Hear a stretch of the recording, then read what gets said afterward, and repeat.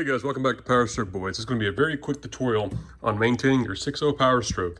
This pertains to 2003 to 2007. Let's go ahead and get started. You guys are going to need 4 gallons of oil or 15 quarts. That's what the 7.3 and the 6.0 Powerstroke holds. Also, you guys will need an oil filter. Here is the factory part number, FL-2016. Also, for peace of mind, every oil change, I always go ahead and change my fuel filter using Motorcraft. Again, 6.0 Powerstroke, FD-4616 is the part number. Oils like assholes, everybody's got one. Some are stinkier than others, okay? I'm gonna be running this Kirkland 15W40 heavy diesel oil. This is a conventional. We have 4 gallons, okay? 3.78 times that by 4, it's 15.12 gallons. Also, you guys are going to need a 3/4 or a 19 millimeter wrench or ratchet with a socket to take out the drain plug. Also, you guys are going to need at least a 15 quart minimum oil catch can. Or here's our 6.0 Powerstroke in today's tutorial. Go ahead and pop your hood. If you guys have never looked at your 6.0 Powerstroke, your oil filler cap is right behind the intake elbow, right next to your alternator, right between the cold side intake pipe. This big black lid right here, that is your oil filler cap. You guys will need a 36 millimeter socket. This is just one designated specifically for doing 6.0 Powerstrokes, fits on there. Do not use an impact to break these loose. Use a ratchet or a wrench. So when you go to take this cap out, I'll show you guys later in the video, the oil filter itself is actually lodged to the inside of the cap via plastic tangs. Those tangs retain themselves inside this cap. You guys can buy oil filters that are already assembled with the cap and filtered together as an assembly, or you guys can use the stock cap, which a lot of people recommend. And you guys use a aftermarket filter or a factory filter, if you will, and you guys can separate the two, which I'll show you guys later in the video. This particular style, I've changed the oil in this truck before. This is a 2-piece, meaning the cap is 1 piece and the oil filter is another piece itself. And a garbage box, a catch basin, something to catch the old oil filter. This truck is hot. You guys want to go ahead and get your oil up to temp so it's nice and thin so we get as much of the residual oil out of the engine as possible. So let's go ahead, make sure our ratchet's on loosen. There we go. These should not be tight to the point where you cannot break them loose by hand. You guys can see a little bit of effort is all it takes. All right. And we can go ahead, unscrew this the rest of the way itself. All right. Now, you guys can see you will have an O-ring. You can see the filter is stuck together. Go ahead, pull it up off the pedestal, let it drain, and quickly toss it into your catch basin. As you guys can see, there's that little detent down there where that nipple sticks in here for the oil filter. And you guys can see this one's got a little bit of garbage in it, but go ahead and disregard that. All right, you guys, in that particular application you saw the oil filler cap and the oil filter were one assembly. You guys can see this truck was running a MicroGuard part number 57312. Yes, I said MicroGuard, that's not a Motorcraft. You guys don't have to run OE filters all the time. When I first got this truck to do maintenance on it, this is what it had. So I went ahead and replaced it with exactly what it had. The owner didn't want to change anything, and it's been fine ever since. There hasn't been any hot start issues. There hasn't been any low pressure oil issues, nothing of that nature, okay? So we're gonna go ahead and replace it with another MicroGuard 57312. And if you guys go, parts are very scarce nowadays. Things are expensive. You know, trying to get a MicroGuard oil filter, getting a MicroGuard oil filter, these things are readily available because it's O'Reilly's basic stock in-house thing. Now, if you guys try to get like a Dorman replacement oil filler cap, the factory OE style, you have to order them. If you guys try to get a Motorcraft filter, usually a lot of stores don't carry them or they're out because it's a very common thing. Parts are becoming very hard to find nowadays, and running these cheaper filters, there's no problem with it. Now, I definitely wouldn't recommend like a Purelator, anything like that. If you guys are going to run a Purelator from Advanced, definitely go with the Purelator Boss, the big blue filters. If you guys know what I'm talking about, those are great. But even the same thing with AutoZone. If you guys want to run a CarQuest filter, same thing. If you guys want to run a MicroGuard from O'Reilly's, same thing. We have 2 different style oil filter housing configurations on a 6.0. You get the short standpipe, no spring. You get the tall standpipe with the spring. This truck currently has the figure 1 standpipe with no spring. It's much shorter versus the second figure. So this truck's been running the MicroGuard 57132 for a while now. You guys can see there's the part number there. I've been maintaining this truck for this owner for a while now. When the truck was originally brought to me, it's been running this style, the 2-in-1 cap, where it's 1 piece together, or the 5.7 the 57312 oil filter, where it's supposed to be running the 57311, which that means this truck's originally, at least from the factory, is supposed to come with the two-piece design where it separates from the oil filter cap itself. Then you guys have the cartridge filter, you put them together, then you screw it back in the housing. Where if you guys have this configuration, you guys are supposed to use this actual filter, the one we've been running in this truck for this example, the 57312. Now, all you big diehard 6.0, oh, I work on it, you're a terrible mechanic. I really don't care what you and your mom have to say, okay? Maybe your grandma, because she's a really good cook. I've been running this particular oil filter setup, the 57312 in this truck with figure 1, no problems. And just to prove to you guys, it is indeed that figure 1 design you guys can see there. All right, short stem with no spring. We haven't had any problems with the drain back valve inside the oil filter housing. We haven't had any hard starts. We haven't had any cold start or hot stop problems. We haven't had any low oil pressure issues. All right, you guys, using a bit of CRC dielectric grease, go ahead and lube up the O-ring. We're gonna go ahead and just plop it right back down. All right, so you guys can see. All right, you guys, you can see our standpipe there, all right? You can see our drain back valve right down there. Everything looks clean inside, no weird problems, all right? Our O-ring is dielectric greased. We're gonna go ahead, just sit this down in here, screw it down, no problem.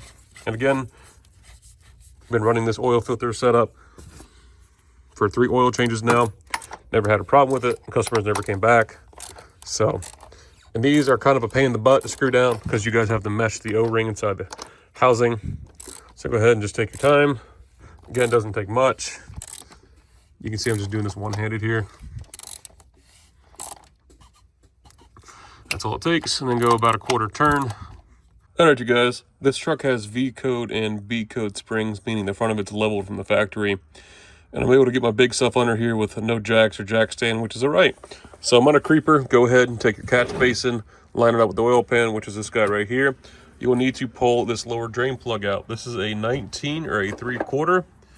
I have our 3/4 inch wrench here, and lefty loosey, righty tighty. Okay, gonna go ahead, break this loose. You can see it was not tight at all.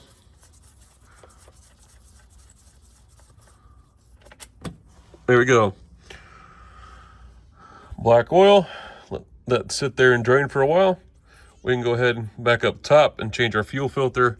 Gonna be changing our fuel filter. We have one up here, one down on the frame rail. 24 millimeter, 6-point.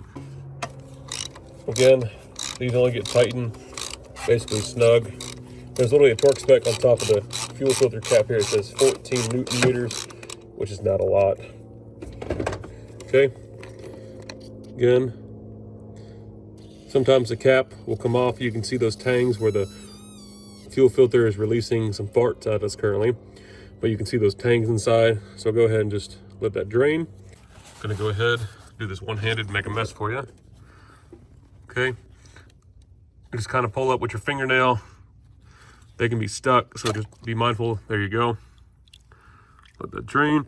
You guys can see our fuel filter housing looks pretty good. Filter doesn't look too bad. There's definitely some grime here and there, but nothing that looks too bad out of the ordinary that I'd be concerned with. Fuel looks good. All right, you guys, the fuel filter comes with instructions. They're colored and they're in English. You guys can see the orientation, how we took it out, okay? You guys get a new pack of O-rings. This is our filter down at the frame. I'll show you guys that here in a second. Here is our old filter. I believe this is a Motorcraft as well. And you guys can see this is our Motorcraft one, identical, all right? You guys can see the only difference is this doesn't have crosshairs or tangs like that one does. Obviously, the hole goes down because fuel comes in, filters throughout, and then we'll go ahead and put the tangs inside the cap. So let's go ahead and grab that. All right, so here's our fuel filter cap. Again, those tangs will go down. The hole will be right side up. And then when you guys set it down, it'll be inverted so the hole's down. Our O-ring on the cap here, just using a little scribe, we'll pull that bad boy off. All right, you guys, sometimes these caps fit, sometimes they don't. You can see in this particular case, this one's not asphyxiated, so we're gonna go ahead and just set this guy down in here, all right? Again, the hole goes toward the bottom, all right? And it's only gonna go down so far because it's going to seal on that green O-ring in there. That's all it does, and it sticks up about that far. go ahead, grab our cap with our new fresh installed O-ring. Go ahead and just start screwing this back on. Again, the torque spec on this is only 14 Newton meters for all you geographical interceptees from outer space. There we go. Go ahead and give it. There we go. All right, so now all right, you guys, our filters are changed up top. We can go ahead and put our drain plug back in. Now, mind you, these do have a thing called a copper washer, copper gasket. We went ahead and replaced this one. We went ahead and put some oil on it. You guys, if you don't have another one of these, you can flip it upside down, reuse it. I've done that old trick. But go ahead and just screw this back in. All right. Using the same 3/4 19 millimeter, I'm gonna go ahead and tighten it back down. Again, doesn't take much. You don't want it loose, and you don't want it too tight. That seems fine right there.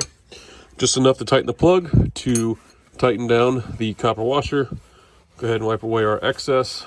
All right, you guys, I like to use a long extension with another extension. Come back here with all the room. Use a 3/8 cordless impact because trying to get these off by hand sucks.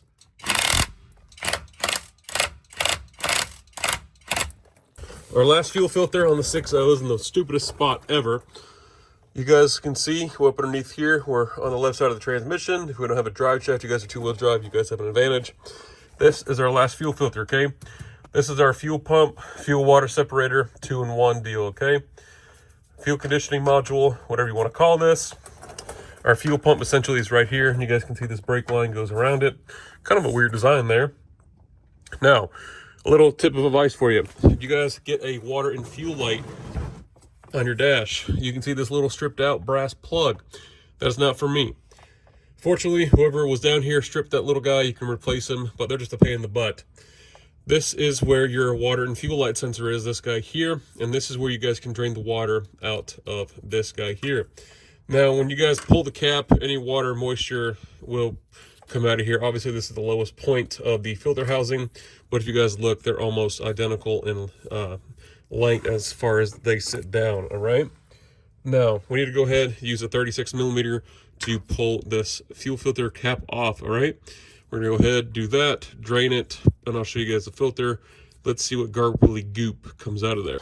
All right, you guys, I like to use a long extension with another extension. Come back here with all the room. Use a 3/8 cordless impact because trying to get these off by hand sucks.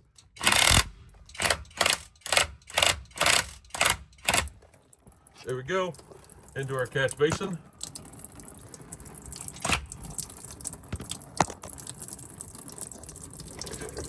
We'll go ahead and let that drain out. Hey guys, here's our old O-ring, got the new one installed on the cap. Here's our new clean fuel filter.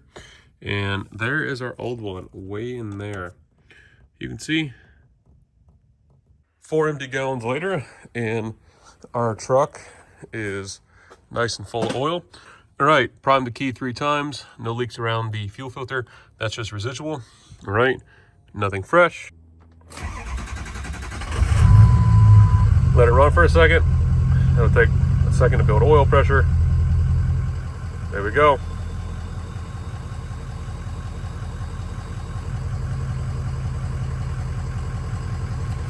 Check for any leaks.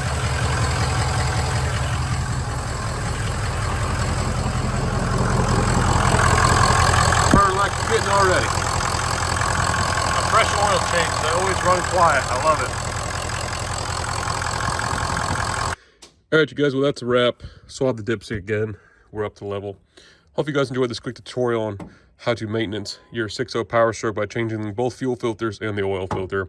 It's quick and easy. It took us about an hour, obviously, because I had to record, set the camera up for you guys, but it's not hard at all. Once you guys have a basic maintenance of how the 6.0 Powerstroke works with the fuel system, the HUE system, it's really a robust engine. Again, this one still didn't deleted. So thanks again for watching, guys. Remember, leave a like, comment, and subscribe. We'll see you guys in the next video. Make sure you guys stay tuned real quick. I got an important message for you guys. Here's more information on Summit 7.3.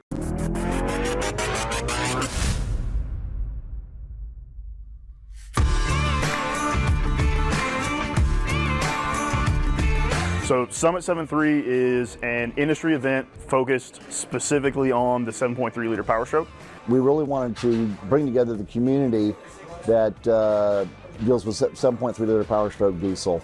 That may seem very specific, very pointed, but that's our bread and butter. And for a lot of these guys here, that's their bread and butter as well. The 7.3s are one of our biggest markets. You know, these trucks, people are spending money to put back on the road. 7.3 Powerstroke, there are millions of them. All right, you guys, I'll be attending Summit 7.3 March 27th through March 29th of 2025 down in Cummings, Georgia. If you guys are from the area, you guys can go ahead and connect with a lot of 7.3 Powerstroke enthusiasts just like yourself and me. So if you guys want to meet me in person, make sure you guys attend Summit 7.3 March 27th, again through March 29th, 2025. Like what you see, want more information, make sure you guys go to powerhungryperformance.com, or you guys can check the video description below for more information.